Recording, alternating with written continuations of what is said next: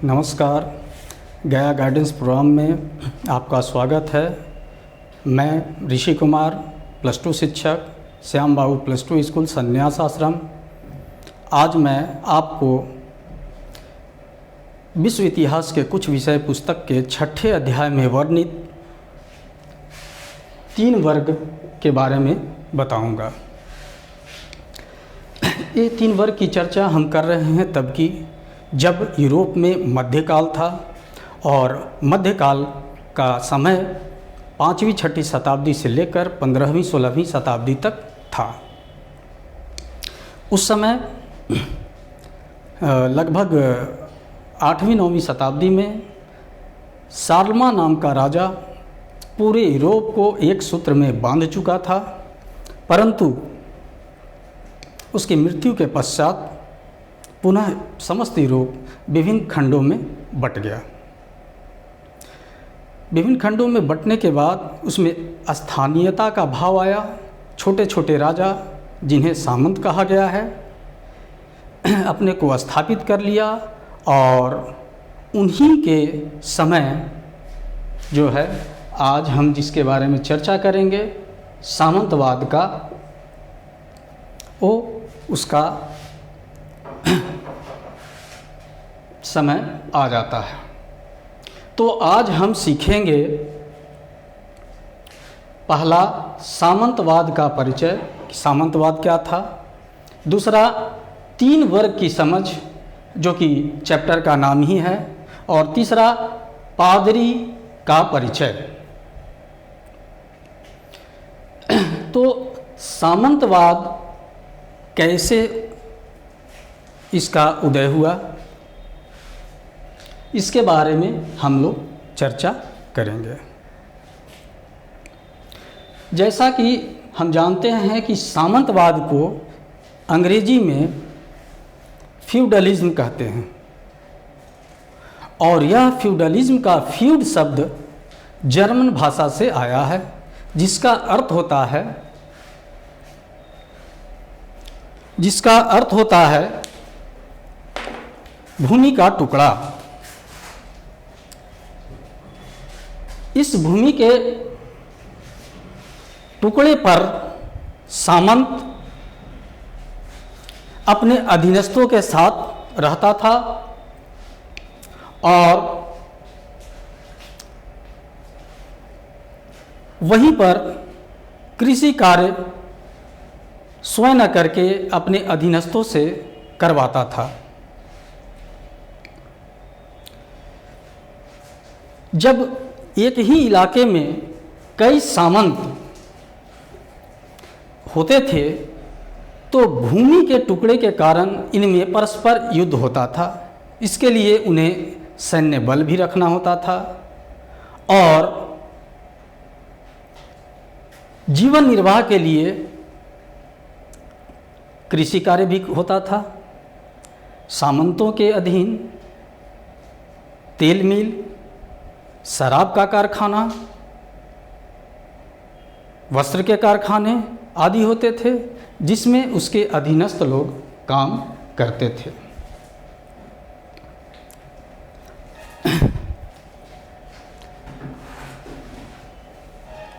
इन्हीं सामंतों में से कुछ ने, जो जर्मनी प्रदेश से आते थे, उन्होंने पूर्व शासित रोमन साम्राज्य के एक प्रदेश जो गौल कहलाता था, वहाँ पर अपनी सत्ता स्थापित की और उसका नामकरण फ्रांस कर दिया। और फ्रांस होने के बाद फ्रांस के ही एक अन्य नॉर्मंडी के राजकुमार ने इंग्लिश चैनल को पार कर इंग्लैंड पहुंचा और वहां पर अपनी शासन व्यवस्था को स्थापित किया। आगे चलकर इंग्लैंड के उत्तरी क्षेत्र स्कॉटलैंड में भी इन्हीं का शासन स्थापित हो गया। इस तरह इन्हीं सामंतों के प्रयास से फ्रांस, इंग्लैंड और आगे चल कर के दक्षिणी इटली में भी इनका शासन व्याप्त हो गया। इसलिए हम कह सकते हैं कि मध्य फ्रांस, इंग्लैंड और दक्षिणी इटली में सामंतवाद का प्रारंभिक उभार हुआ। फिर भी ऐसा नहीं है कि ये सामंतवाद अचानक 10वीं 11वीं शताब्दी में यहाँ पर उपस्थित हुआ, बल्कि हम इसकी जड़ें पूर्व रोमन साम्राज्य और जर्मनी के जो शासन व्यवस्था थी उसमें हम खोज सकते हैं। दूसरा पॉइंट हम देख रहे हैं है हमारा 3 वर्ग की समझ। अब 3 वर्ग की समझ, 3 वर्ग की समझ आइए पहले हम देख लें स्लाइड पे कि देखिए मध्य एशिया लिखा हुआ मध्य फ्रांस होगा, इंग्लैंड और दक्षिणी इटली में किस तरह सामंतवाद का उभार हुआ और इसका सबसे निचले पायदान पर कृषि उत्पादन है जो कि जीवन यापन के लिए आधार तैयार करता है। उसमें कृषक जो होते थे वो खेती का काम करते थे और उनके ऊपर लॉर्ड या सामंत और सामंत के अधीन नाइट होते थे जो घुड़सवार सेना का काम करते थे और ये जो है सामंतवादी व्यवस्था के अंतर्गत ये सब आता है। ये चैनल बना हुआ था, कृषक कृषि उत्पादन करके नाइट को देते थे और नाइट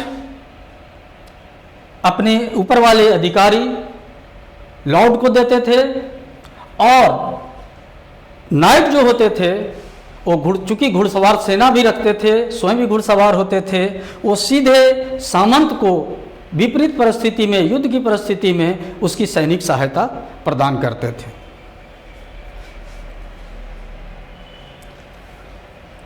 हम यहाँ पे देख लिए कि सामंतवाद के कारण ही फ्रांस का उदय हुआ और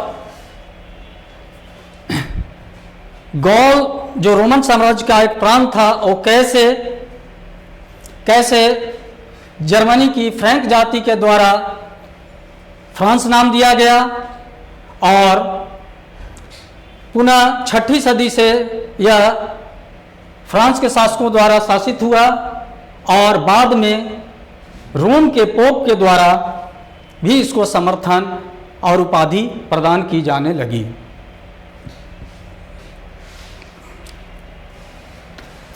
अब हम आते हैं आज का दूसरा पॉइंट जो 3 वर्ग की समझ है उस पर।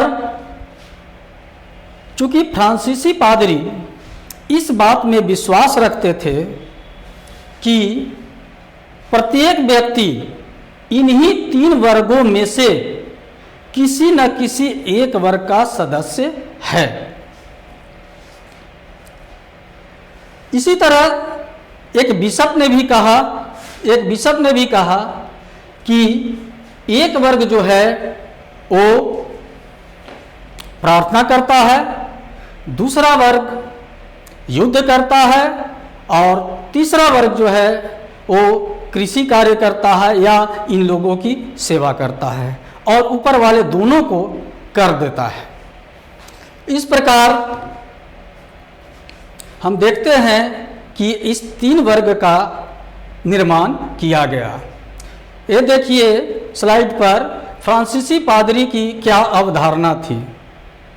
मुख्य वर्ग माना गया पादरी को जो सबसे बड़ा है और अपने द्वारा यह अभिजात वर्ग जो दूसरे नंबर पर आता है उसको अपने घुमाव के कारण इसको प्रभावित करता है और फिर ये जो अभिजात वर्ग है अपने द्वारा कृषक वर्ग को अपने घुमावदार चक्कर में रखे हुए है। तो ये 3 वर्ग हम समझ गए और हम देखते हैं कि सर्वप्रथम ये पादरी वर्ग आया है जो अपने को धार्मिक रूप से मजबूत होने के कारण समाज पर काफ़ी व्यापक प्रभाव रखता था। और दूसरा वर्ग जो अभिजात वर्ग था यह राजघरानों से संबंधित था और राजघराने से संबंधित होने के कारण भूमि पर भी उसका अधिकार था। और तीसरा सर्फ या कृषक जो वर्ग था वह काफ़ी निम्न वर्ग का था और इन दोनों को, यह पादरी और अभिजात वर्ग को कर के रूप में अपना योगदान देता था। इसके बाद अब हम आते हैं तीसरा पॉइंट, पादरी का परिचय।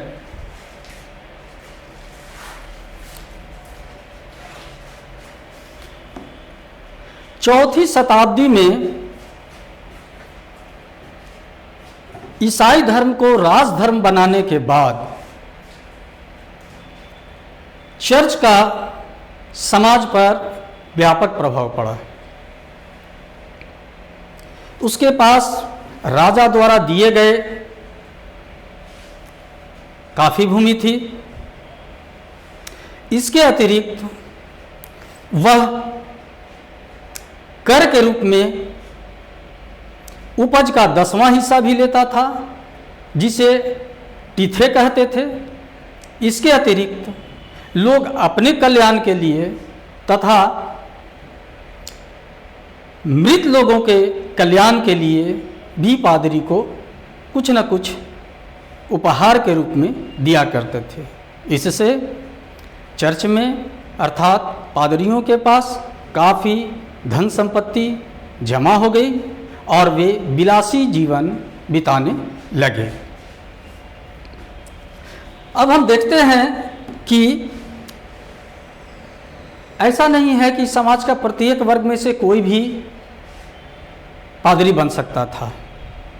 उसके लिए कुछ नियम थे जिसके अंतर्गत वैसे लोग जो दास थे या शरीर से अपंग थे वो पादरी नहीं बन सकते थे। इसके अलावा वैसे पुरुष जो विवाह नहीं करते थे वही पादरी बन सकते थे। जैसा कि अभी हम देख चुके हैं कि पादरी वर्ग के पास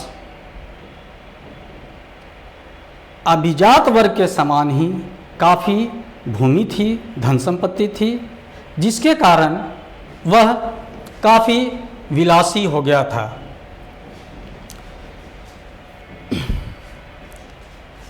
अभी अब देखिए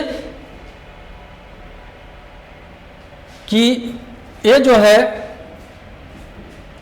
चर्च के अंदर पादरी किस तरह ईश्वर की प्रार्थना कर रहा है। चर्च का भव्य रूप दिख रहा है।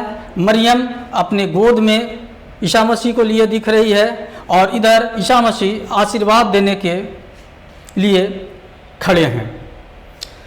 ये जो लुक है चर्च का वो लगता है कि रोमन साम्राज्य के दरबार का चित्र है और बहुत सारे कायदे कानून जो थे वो जर्मनी और रोम के दरबार से लिए गए थे। ये देखिए चर्च है, काफी भव्य रूप दिखता है इसका।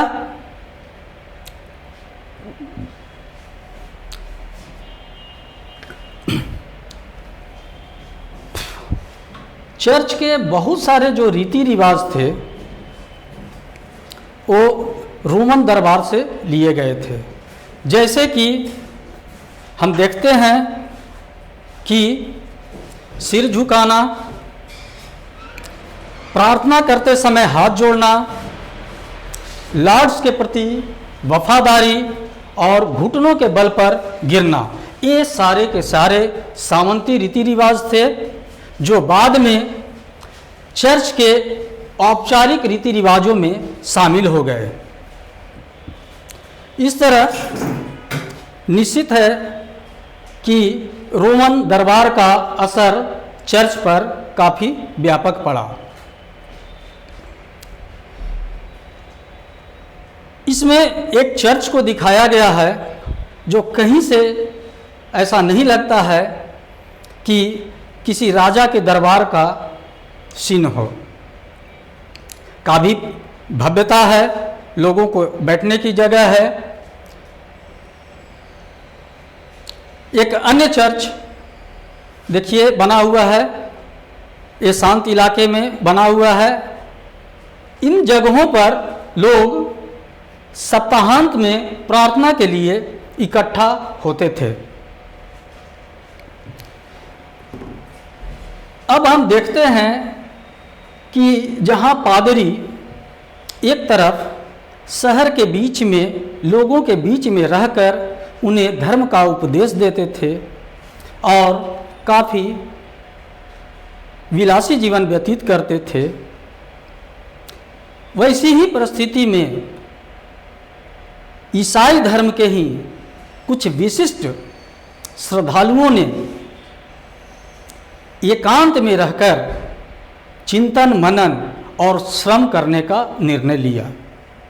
प्रारंभ में 8-10 व्यक्तियों ने ऐसा किया और किनारे जाकर मठों का निर्माण किया जिन्हें एबे कहते हैं। एबे जो है वहाँ पर शांत इलाकों में लोग रहकर अध्ययन, प्रार्थना और शारीरिक श्रम के द्वारा कृषि उपज किया करते थे। तो ऐसा करने वालों में जो पुरुष थे उन्हें मंक कहते हैं और बाद में ऐसे एबे से कुछ महिलाएं भी जुड़ी जिन्हें नन कहा गया। प्रारंभ में पुरुष और महिलाएं अलग अलग मठों में रहते थे, लेकिन कुछ ऐसे मठों का भी साक्ष्य मिला है जहां मंक और नन दोनों साथ में रहते थे।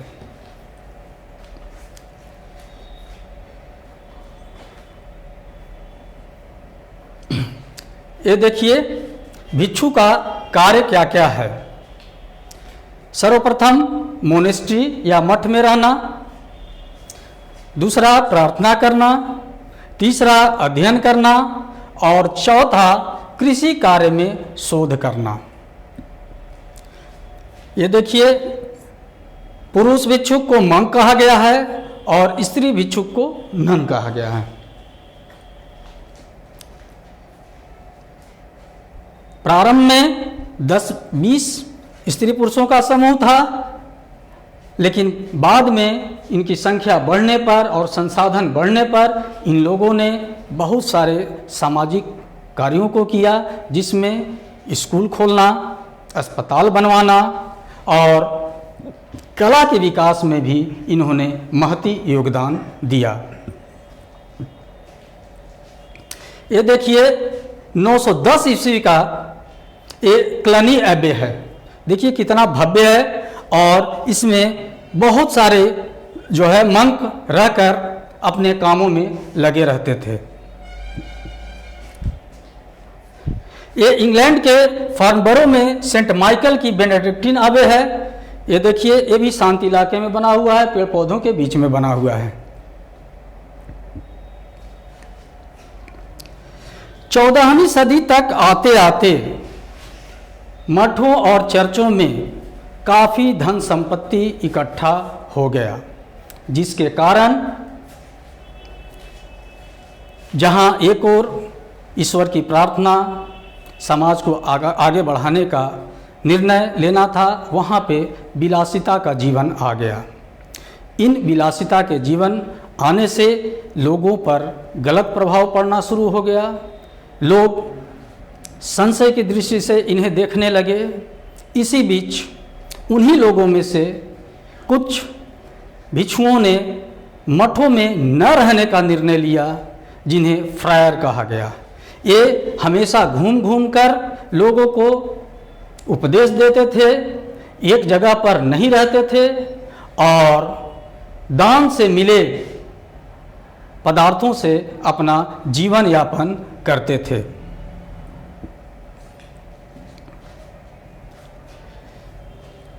अब यहाँ देखिए, इंग्लैंड में लेलैंड की कविता, जिसके माध्यम से भिक्षुओं का वर्णन किया गया है।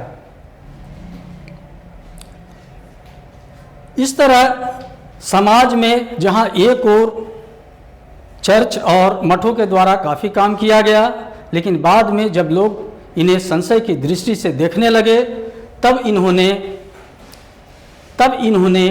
क्या किया कि फ्रायर के रूप में घूम घूम कर उपदेश देना प्रारंभ किया। इसके बाद हम देखते हैं कि चर्च का समाज पर क्या प्रभाव पड़ा। तो निश्चित रूप से चौथी शताब्दी में रोमन सम्राट के द्वारा ईसाई धर्म अंगीकार करने के बाद, जहां एक ओर रोमन साम्राज्य को अस्थिरता मिली, वहीं ईसाई धर्म को व्यापक जन समर्थन और धन संपत्ति की प्राप्ति हुई। प्रारंभ में इनके द्वारा काफ़ी काम किया गया, लेकिन बाद में इनमें भोग और विलासिता का समावेश हो गया। फिर भी हम देखते हैं कि चर्च का प्रभाव के रूप में सर्वप्रथम चौथी शताब्दी में ईसाई धर्म अंगीकार करने के बाद ईसा मसीह का जन्म 25 दिसंबर को मनाने की प्रथा शुरू की गई। तो ऐसा नहीं था कि सर्वप्रथम ईसाई धर्म का जो है ईसा मसीह का जन्मदिन मनाया गया। 25 दिसंबर को ही इसके पहले सौर पंचांग के अनुसार एक त्यौहार मनाया जाता था, जिसमें ईसा मसीह के जन्मदिन को शिफ्ट कर दिया गया। ठीक उसी तरह जो ईस्टर मंडे और ईस्टर ईसा के शूलारोपण और उनके पुनर्जीवित होने का प्रतीक पर्व था, उसे भी एक अन्य पर्व के द्वारा ढक दिया गया। उसी तरह लंबी सर्दी के पश्चात बसंत के आगमन के फलस्वरूप एक पर्व मनाया जाता था। उस दिन लोग अपनी गांव की भूमि का भ्रमण करने जाते थे। उस दिन को भी एक पैरिश क्षेत्र में बदल दिया गया और लोग उस दिन वहां पर जाने लगे। सप्ताहांत में जहां एक दिन ईश्वर की प्रार्थना के लिए रखा गया था, बाद में लोगों ने उस दिन को हॉलीडे या मौज मस्ती का दिन मानकर व्यतीत करने लगे। इसी तरह ईसाई धर्म के आगमन के पश्चात लोग शहीदों के स्मारक और पवित्र बड़े गिरजाघरों की तीर्थ यात्रा भी प्रारंभ कर दिए।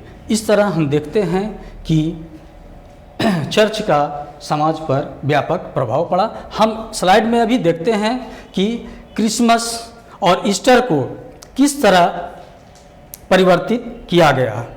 25 दिसंबर ईसा मसीह का जन्मदिन था, जो सौर पंचांग पर आधारित था, और ईसा के शूलारोपण और पुनर्जीवित होने का प्रतीक जो पर्व था वो कोई निश्चित नहीं तिथि था, क्योंकि वह चंद्र पंचांग पर स्थित था। देखिए लोग किस तरह शहीदों की समाधि और बड़े गिरजाघरों की लंबी यात्रा पर निकल जाते थे, और यह उनके जीवन का महत्वपूर्ण हिस्सा बन गया। इस तरह 3 वर्ग चैप्टर के इस प्रथम भाग में हमने इन 3 बिंदुओं पर चर्चा की। शेष बिंदुओं पर चर्चा हम नेक्स्ट क्लास में करेंगे। तब तक के लिए हमें इजाज़त दीजिए। धन्यवाद।